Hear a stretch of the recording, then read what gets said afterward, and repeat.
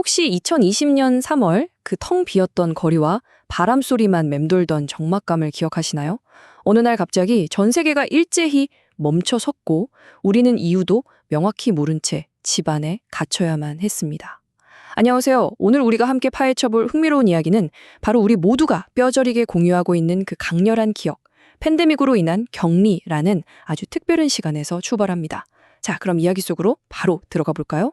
여러분은 그 길고 길었던 2020년의 락다운 기간 동안 집에서 주로 뭘 하면서 보내셨나요? 우리 솔직해져 볼까요? 저부터 고백하자면 아마 우리 중 대부분은 넷플릭스를 끊임없이 정주행하거나 며칠 내내 배달 음식을 시켜 먹으면서 시간을 보냈을 겁니다. 갑자기 눈앞에 뚝 떨어진 그 방대한 시간 앞에서 우리는 잠시 삶의 버튼을 일시 정지해 두었던 것 같아요. 근데 여기서 시간을 무려 360년 전으로 휙 돌려보면 진짜 소름 돋는 평행이론 하나를 발견할 수 있습니다. 그때도 전염병 때문에 꼼짝없이 집에 갇혀야 했던 사람이 있었거든요. 우리의 2020년 코로나 격리와 1665년 흑사병으로 인한 한 청년의 격리를 한번 비교해 볼까요? 우리는 삶을 멈추고 스마트폰 화면만 멍하니 바라보고 있었는데 이 청년은 그 똑같은 고립의 시간 동안 무려 우주의 법칙을 통째로 발견해냅니다. 네, 맞습니다. 바로 아이작 뉴턴이죠. 이 엄청난 극과 극의 대비를 보니까 그가 대체 그 방구석에서 무슨 짓을 했는지 너무 궁금해지지 않나요? 흔히 뉴턴이라고 하면 태어날 때부터 모든 걸 다 갖춘 완벽한 천재를 떠올리시잖아요. 그런데 전혀 아닙니다. 큰 컵 안에 쏙 들어갈 만큼 작았다. 이게 그의 어머니가 직접 남긴 말이에요. 1642년에 태어난 뉴턴은 당장 내일 목숨을 장담할 수 없는 미숙아였고 심지어 아버지는 그가 태어나기도 전에 세상을 떠났습니다. 세살 깬 어머니마저 재혼을 하면서 집을 떠나버리죠. 결국 할머니 손에 맡겨진 그야말로 철저히 소외된 환경에서 자란 지독하게 외로운 언더독이었습니다. 게다가 어린 시절 학교 성적도 별로 눈에 띄지 않았대요. 선생님들도 그냥 얜 참 평범하네 하고 넘어갔을 정도니까요. 하지만 이 평범해 보이는 아이에겐 남들이 갖지 못한 무기가 딱 하나 있었습니다. 바로 끊임없이 왜? 라고 묻는 그야말로 집요한 태도였죠. 다른 아이들이 밖에서 시끌벅적 뛰어놀 때 뉴턴은 구석에 혼자 쪼그려 앉아서 물이 어떻게 흘러가는지, 햇빛에 비친 그림자는 왜 변하는지를 하루 종일 묵묵히 관찰했습니다. 남들은 그냥 당연하다고 쓱 지나치는 자연현상에 끈질기게 물음표를 던진 이 태도. 이게 나중에 세상을 완전히 뒤집어 놓을 엄청난 씨앗이 된 겁니다. 그렇게 시간이 흘러 청년이 된 뉴턴은 당시 학문의 중심지였던 케임브리지 대학교에 입학합니다. 거기서 갈릴레오나 데카르트 같은 어마어마한 학자들의 책을 읽으면서 생애 처음으로 세상에 나랑 똑같은 생각을 하는 사람들이 있구나 하고 벅찬 소속감을 느낍니다. 그런데 그 기쁨도 진짜 잠시뿐이었어요. 끔찍한 흑사병이 영국 전체를 강타한 거죠. 대학은 곧장 문을 닫아버렸고 뉴턴은 또다시 친구도 스승도 없는 그 외로운 시골 고향으로 쫓겨나듯 돌아가야만 했습니다. 1665년부터 1667년까지의 약 2년. 여러분, 이 짧은 시간을 머릿속에 한번 그려보세요. 이 기간이 바로 뉴턴의 지적 여정에서 가장 눈부시게 폭발하는 클라이맥스입니다. 질문을 받아줄 교수님도 없고 밤새 토론할 동기도 없고 심지어 참고할 도서관조차 없었습니다.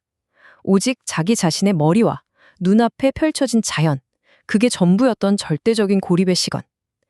우리 같으면 그냥 절망하거나 무기력해졌을 텐데 뉴턴은 이 고요한 강제 격리 기간을 인류 역사상 가장 치열하고 생산적인 사유의 시간으로 완전히 뒤바꿔버립니다.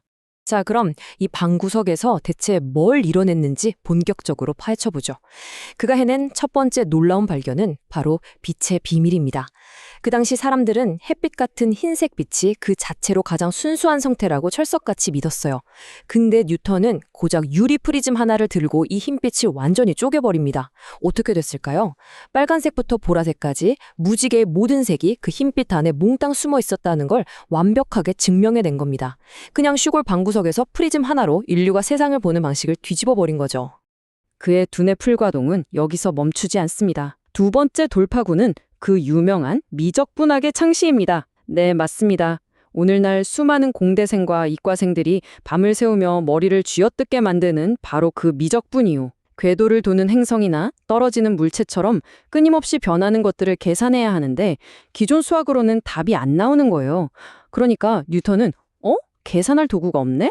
그럼 내가 만들지 뭐 하면서 아예 새로운 수학의 한 분야를 통째로 창조해냅니다. 이 복잡한 학문의 기초를 혼자 고립된 상태에서 정립했더니 진짜 기가 막히지 않나요? 그리고 정말 흥미로운 건 바로 이 지점입니다. 가장 일상적이고 사소한 관찰이 우주의 거대한 비밀로 연결되는 순간이죠. 바로 세 번째 발견, 중력입니다. 나무에서 사과가 떨어지는 걸 보고 뉴턴은 질문을 던집니다. 왜 사과는 옆으로 가거나 위로 솟구치지 않고 무조건 아래로만 떨어질까? 그리고 이 평범한 호기심은 곧장 우주로 뻗어나갑니다. 잠깐만, 사과를 아래로 당기는 이 힘이 혹시 저기 떠있는 달도 당기고 있고 나아가 태양계의 모든 행성을 꽉 붙잡고 있는 거 아닐까? 사과 하나에서 출발해서 우주 전체를 묶고 있는 보이지 않는 끈을 발견한 정말 경이로운 순간입니다. 26. 갑자기 웬 숫자냐고요? 이 세상을 통째로 바꿀 발견들을 머릿속에 가득 담고 케임브리지로 화려하게 돌아온 뉴턴이 드디어 수학과 교수로 임용되었을 때의 나이입니다. 고작 26살이었죠. 여러분, 요즘 26살이면 어떤가요?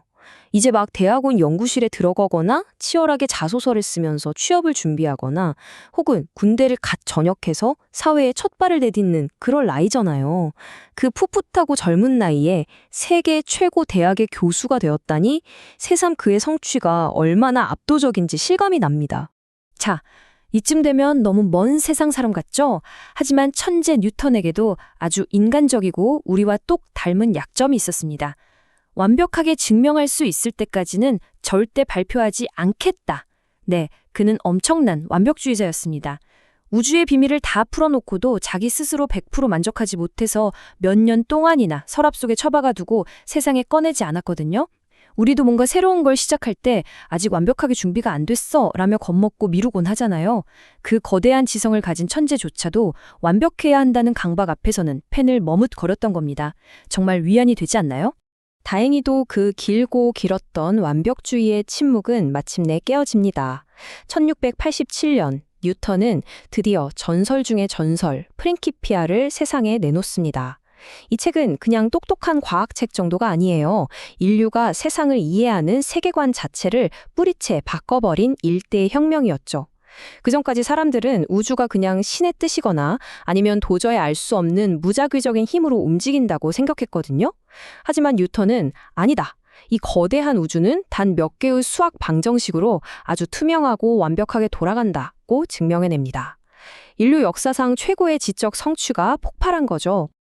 이 프린키피아에 담긴 핵심, 바로 세 가지 운동 법칙인데요. 표만 보면 학교 다닐 때 외우던 골치 아픈 개념 같지만 사실 우리 일상에 그대로 녹아있는 원리들입니다. 제1법칙, 관성의 법칙. 아침 출근길에 꽉 찬 만원 지하철이 킥 하고 급정거할 때 내 몸이 앞으로 확 쏠리잖아요. 바로 그겁니다. 제2법칙, 가속도의 법칙은 가벼운 카트보다 무거운 짐수레를 밀 때 훨씬 더 큰 힘을 써야 하는 너무나 당연한 사실이고요. 제3법칙, 작용과 반작용은요. 뜨거운 불꽃을 바닥으로 맹렬하게 뿜어내며 그 반동으로 우주로 솟구쳐 오르는 로켓을 생각하시면 됩니다. 알고 보면 정말 명쾌하고 재미있죠? 하지만 우리가 여기서 짚고 넘어가야 할 재미있는 포인트가 있습니다. 뉴턴이 마냥 별만 바라보며 진리만 쫓던 고상한 선비였을까요? 절대 아닙니다. 엄청난 천재성 뒤에는 그만큼 거대하고 옹졸한 자아, 즉 에고가 숨어 있었거든요. 독일의 천재 수학자 라이프니츠와 대체 누가 미적분을 먼저 발명했는가를 두고 수십 년을 진흙탕에서 뒹굴며 싸웠습니다. 마치 직장에서 야, 그 아이디어 내가 먼저 회의 때 말한 거잖아 하면서 핏대 세우며 싸우는 우리 모습이랑 크게 다를 게 없죠. 아무리 우주를 꿰뚫어 본 천재라도 자존심과 인정 욕구 앞에서는 흔들리고 질투하는 불완전한 한 명의 인간이었다는 게 묘하게 매력적입니다. 게다가 뉴턴의 찐 매력은 인생 후반전에서 터집니다. 이 사람 평생 실험실 방구석에만 박혀있지 않았어요. 무려 영국 왕립조폐국 국장으로 부임해서 당시 경제를 갉아먹던 위조 화폐범들을 거의 셜록 홈즈급으로 추적하고 소탕해버립니다. 그것뿐인가요? 영국의 최고 과학 권유기관인 왕립학회 회장을 24년이나 맡아 이끌었죠. 1705년에는 그 어마어마한 공로를 인정받아 기사 자격까지 받고 서 아이작 뉴턴으로 거듭납니다. 진짜 깊게 생각할 줄 아는 사람은 과학이든 경제든 조직관리든 어디에 던져놔도 판을 흔들 수 있다는 걸 자기 삶으로 직접 증명해버린 셈입니다. 그렇게 치열하게 세상을 살았던 뉴턴도 노년에는 아주 겸손하고 묵직한 그야말로 전설적인 명언 하나를 남깁니다. 내가 남들보다 더 멀리 볼 수 있었던 것은 거인들의 어깨 위에 서 있었기 때문이다. 평생 라이벌과 으르렁대고 고집불통이었던 그조차도 자신의 이 위대한 업적이 뚝딱 하늘에서 떨어진 게 아니라 갈릴레오나 데카르트 같은 훌륭한 선배들이 다져놓은 토대 덕분이라는 걸 진심으로 인정한 겁니다. 지금 우리 역시 수많은 거인들이 쌓아 올린 지식과 기술이라는 든든한 어깨 위에 서서 매일 조금씩 세상을 넓혀가고 있는 중이겠죠? 자, 그래서 오늘 해설을 통해 우리가 꼭 가져가야 할 가장 중요한 질문은 바로 이것입니다. 당신에게 주어진 혹은 원치 않게 찾아온 그 텅 빈 시간 속에 숨죽인 채 기다리고 있는 당신만의 순수한 질문은 무엇인가요?